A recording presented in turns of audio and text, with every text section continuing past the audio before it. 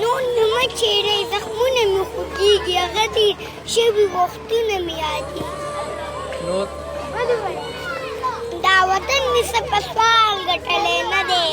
هر یو کاڼی زما په وینو رنګ دی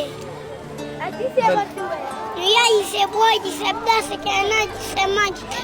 د کابې سره ویستلی دی او دا مې د روضې سره ویستلی دا مې د زمزم په لاس او دا مې د چیني سره ویستلی دی